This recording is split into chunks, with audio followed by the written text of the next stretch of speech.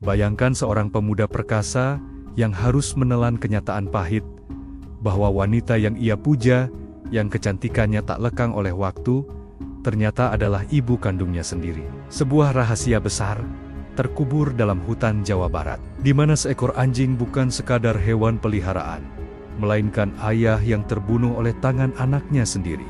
Amarah yang meledak, kutukan yang menjadi nyata, dan sebuah perahu raksasa yang terbang, lalu jatuh tertelungkup menjadi saksi bisu, sebuah dosa besar yang tak terampuni.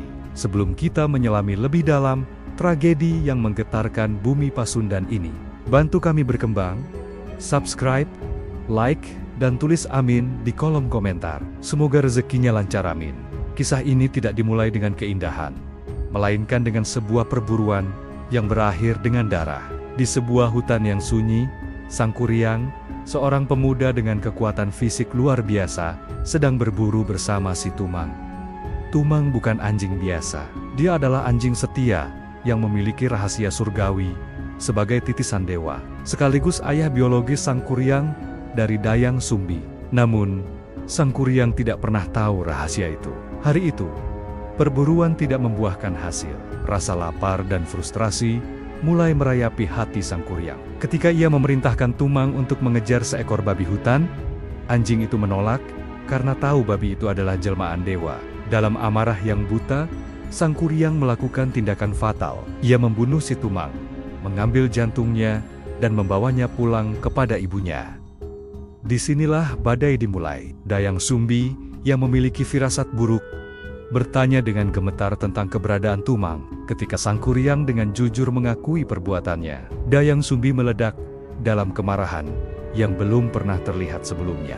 Sebuah sendok nasi kayu mendarat keras di dahi Sang Kuryang, meninggalkan luka fisik yang dalam, namun luka di hati pemuda itu jauh lebih parah.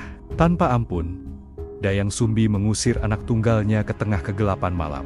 Sang Kuryang pergi membawa dendam dan luka. Ia berkelana dari satu gunung ke gunung lain, berguru pada banyak petapa sakti, dan mengasah kekuatannya hingga ia bisa memerintah bangsa jin. Bertahun-tahun berlalu, ia tumbuh menjadi pria yang tak terkalahkan. Namun ingatannya tentang masa kecil telah memudar akibat luka di kepalanya. Di sisi lain, Dayang Sumbi yang ditinggalkan meratapi nasibnya. Karena kesalehannya, para dewa menganugerahinya kecantikan abadi. Wajahnya tidak pernah menua, meski puluhan tahun telah lewat. Takdir kemudian mempertemukan mereka kembali di tepi sebuah hutan. Sang Kuryang, yang terpesona oleh kecantikan luar biasa seorang wanita yang ia temui, langsung jatuh cinta. Ia tidak mengenali bahwa wanita itu adalah ibunya. Sebaliknya, Dayang Sumbi yang awalnya terpikat oleh kegagahan sang pemuda, mulai merasakan debaran aneh. Namun, ketertarikan itu berubah menjadi horor ketika suatu hari,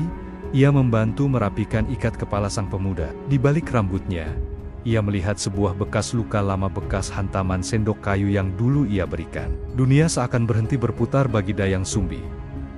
Pria yang ingin meminangnya adalah darah dagingnya sendiri. Kabar tentang pemuda sakti yang ingin menikahi wanita tercantik di wilayah itu mulai tersebar. Namun, alam seolah memberi tanda-tanda yang tidak beres. Burung-burung berhenti berkicau saat Sang Kuryang lewat, dan angin bertiup lebih dingin dari biasanya. Dayang Sumbi mencoba menjelaskan kebenaran kepada Sang Kuryang dengan suara bergetar, memohon agar ia sadar bahwa mereka adalah ibu dan anak.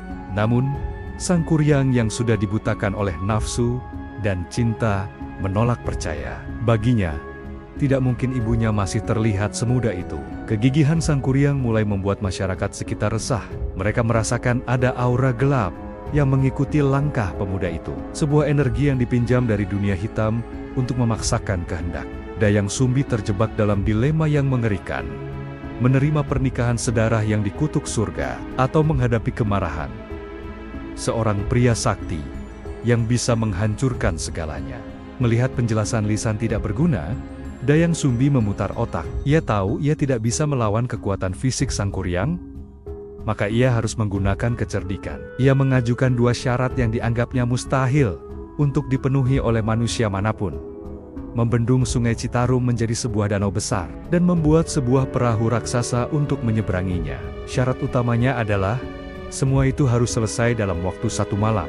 sebelum matahari terbit. Dayang Sumbi berharap syarat ini akan membuat Sang Kuryang menyerah dan pergi. Namun, ia meremehkan kekuatan gelap yang dimiliki anaknya. Sang Kuryang menerima tantangan itu dengan senyum sombong. Ia memanggil ribuan jin dan makhluk halus dari perut bumi.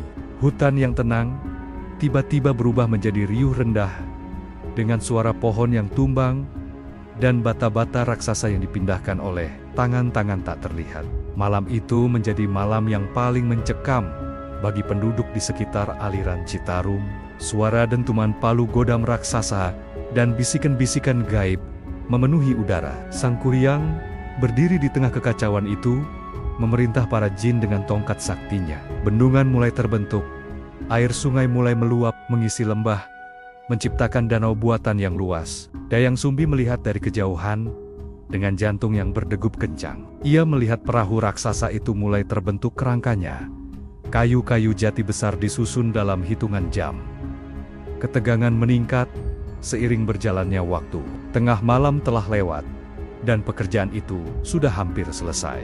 Dayang Sumbi menyadari bahwa jika ia diam saja, sebelum fajar tiba, ia akan sah menjadi istri dari anaknya sendiri. Ia mulai berdoa, memohon petunjuk untuk menghentikan bencana moral ini. Ketika perahu itu tinggal memasang layar terakhir, dan bendungan hampir sempurna, Dayang Sumbi melakukan langkah berani. Ia mengumpulkan seluruh wanita di desa, dan memerintahkan mereka untuk memukulkan alu ke lesung Sioliala.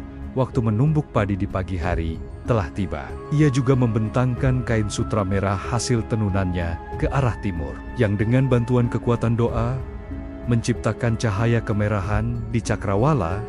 Layaknya fajar, ayam-ayam jantan pun tertipu. Mereka mulai berkokok bersahutan. Para jin yang bekerja untuk Sang Kuryang mendadak panik. Sebagai makhluk malam, mereka takut akan sinar matahari yang dapat menghanguskan kekuatan mereka. Tanpa menghiraukan teriakan Sang Kuryang, ribuan jin itu lari tunggang langgang kembali ke alam gaib, meninggalkan pekerjaan yang tinggal sedikit lagi selesai. Sang Kuryang berdiri mematung. Ia menoleh ke arah timur dan menyadari bahwa ia telah dicurangi. Fajar yang ia lihat bukanlah fajar yang sebenarnya. Amarah yang telah dipendam sejak masa kecilnya meledak dengan kekuatan dahsyat. Ia merasa dihina dan dipermainkan oleh wanita yang ia cintai. Dengan kekuatan saktinya, ia menjebol bendungan yang telah ia buat dengan susah payah. Air danau yang besar itu tumpah ruah, menghancurkan apa saja yang ada di depannya. Tidak berhenti di situ. Ia berjalan mendekati perahu raksasa yang hampir jadi. Dengan satu tendangan yang mampu menggetarkan gunung, ia melontarkan perahu itu ke udara. Perahu itu terbang melintasi langit, berputar, dan jatuh tertelungkup di kejauhan. Amarahnya tidak mereda.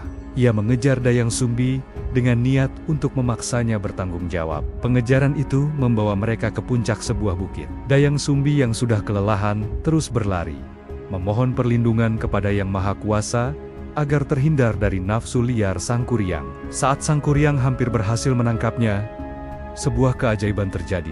Atas permintaan Dayang Sumbi, tubuhnya tiba-tiba berubah menjadi sekuntum bunga jakasi yang indah, menghilang dari pandangan mata Sang Kuryang selamanya. Sang Kuryang yang kehilangan objek cintanya menjadi gila karena frustrasi. Ia meraung, menghancurkan bebatuan di sekitarnya. Namun, ia telah kalah. Ia tidak hanya kehilangan calon istrinya, tetapi ia akhirnya sadar akan kehancuran yang ia ciptakan sendiri. Rahasia tentang siapa dirinya dan siapa Dayang Sumbi kini menjadi beban abadi yang menghancurkan jiwanya. Keadaan perlahan mulai tenang, namun alam telah berubah selamanya. Air danau yang surut meninggalkan daratan luas yang subur, yang kelak dikenal sebagai dataran Bandung. Perahu yang jatuh tertelungkup itu perlahan membatu dan menjadi sebuah gunung besar dengan puncak yang datar, menyerupai perahu yang terbalik. Masyarakat sekitar keluar dari persembunyian mereka dengan perasaan lega sekaligus ngeri. Mereka melihat sisa amarah Sang Kuryang yang kini menjadi bagian dari lanskap bumi mereka. Sang Kuryang sendiri menghilang ke dalam hutan. Konon, ia mengasingkan diri dalam penyesalan yang mendalam hingga akhir hayatnya. Rakyat mulai menyadari bahwa kesaktian tanpa moralitas hanya akan melahirkan kehancuran. Kini, Gunung Tangkuban Perahu berdiri kokoh sebagai monumen atas tragedi cinta yang tak sampai. Setiap kepulan asap dari kawahnya seolah menjadi pengingat akan amarah Sang Kuryang yang belum sepenuhnya padam. Legenda ini mengajarkan kita tentang pentingnya pengendalian diri, penghormatan kepada orang tua, dan bahwa nafsu yang melampaui batas hanya akan membawa petaka. Dayang Sumbi dan Sang Kuryang bukan sekadar nama dalam dongeng, melainkan simbol pertarungan antara kebenaran dan kebatilan dalam diri manusia. Apa pendapat Anda tentang tragedi ini? Apakah ini murni kesalahan Sang Kuryang, ataukah takdir yang terlalu kejam? Beritahu kami di kolom komentar. Terima kasih telah mendengarkan hingga akhir. Semoga kisah ini memberi hikmah bagi kita semua.